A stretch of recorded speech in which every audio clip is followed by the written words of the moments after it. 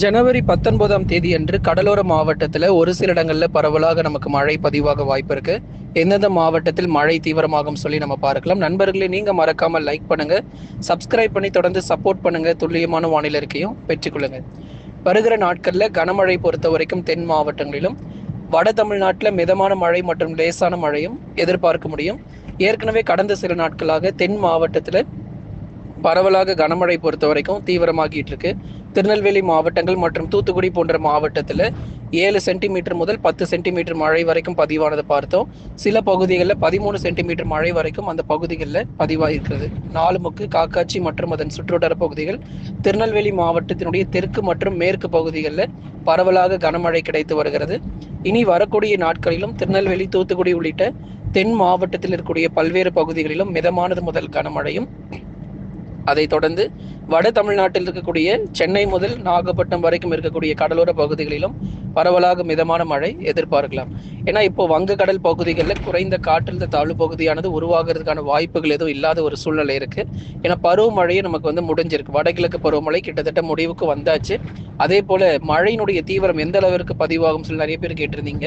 இந்த ஜனவரி 20 வரைக்கும் தான் நமக்கு மழை வாய்ப்புகள் எதிர்பார்க்க முடியும். மாவட்ட வாரியாக பார்க்கலாம்.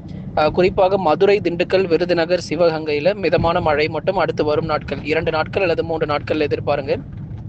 லேசானதிலிருந்து மிதமான மழை மட்டும்தான். அதுக்கப்புறம் தூத்துக்குடி, திருநெல்வேலி, கன்னியாகுமரி போன்ற மாவட்டத்தில் லேசான மழை மட்டும் கண்டிப்பாக எதிர்பார்க்க முடியும்.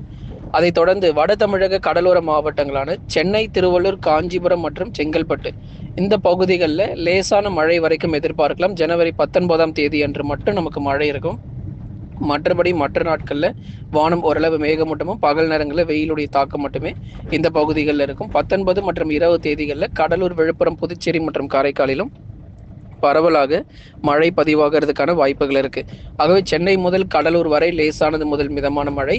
டெல்டா மாவட்டத்தில் மிதமானதிலிருந்து கனமழை கிடைக்கும். நாகை, மயிலாடுதுறை, திருவாரூர் போன்ற மாவட்டங்களில் நமக்கு மிதமானதிலிருந்து கனமழை வரைக்கும் பதிவாகிறதுக்கான வாய்ப்புகள் இருக்கிறது. இந்த பகுதிகளில் சற்று வலுவான மழை பொழிவு இருக்கும், கடலோரம் மற்றும் கடல் ஒட்டிய பகுதிகளில். அதுக்கப்புறமா அரியலூர், பெரம்பலூர் மாவட்டங்கள், அரியலூர், பெரம்பலூர் மற்றும் திருச்சிராப்பள்ளி மாவட்டத்தில் பரவலாக லேசான மழையும் மிதமான மழையும் தொடர்ந்து அவ்வப்போது எதிர்பார்க்க முடியும் 19ஆம் தேதி அன்று. மற்றபடி அதுக்கப்புறம் 21ஆம் தேதியிலிருந்து தமிழ்நாடு முழுவதுமாக இயல்பு நிலை திரும்ப வாய்ப்புகள் இருக்கு. அதுக்கப்புறம் மழை வாய்ப்புகள் எதுவும் இல்லாமல் பனிப்பொழிவு மட்டுமே ரொம்ப அதிகமாக இருக்கும். வருகிற ஜனவரி 20ஆம் தேதிக்கு அப்புறம் படிப்படியாக நமக்கு மழையினுடைய தீவிரம் குறைந்து பனிப்பொழிவு மட்டுமே ரொம்ப தீவிரமாக வாய்ப்புகள் இருக்கிறது. மற்றபடி மற்ற நாட்கள் வானம் ஓரளவு மேகமூட்டமாகவே காணப்படும். மேற்கு தொடர்ச்சி மலையொட்டிய மாவட்டங்கள் நீலகிரி, கோயம்புத்தூர், தேனி மற்றும் தென்காசி போன்ற மேற்கு தொடர்ச்சி மலையொட்டிய மாவட்டங்களில் வானம் ஓரளவு மேகமூட்டமும் அவ்வப்போது சில இடங்களில் மிதமான மழை கிடைக்கும். தேனி, தென்காசியில் மிதமான மழைக்கு வாய்ப்பு இருக்கு. கன்னியாகுமரி மாவட்டத்தில் ஒரு சில இடங்களில் லேசானது முதல் மிதமான மழை வரைக்கும் அவ்வப்போது எதிர்பார்க்கலாம். மற்றபடி மேற்கு தொடர்ச்சி மலையொட்டிய மாவட்டங்களிலும் அதிக அளவு நமக்கு மழை தீவிரமாக வாய்ப்புகள் கிடையாது. ஆகவே தென் மாவட்டங்கள் மற்றும் டெல்டா மாவட்டங்கள் இந்த 2 பகுதிகளில் மட்டும் பரவலாக மழை எதிர்பாருங்க.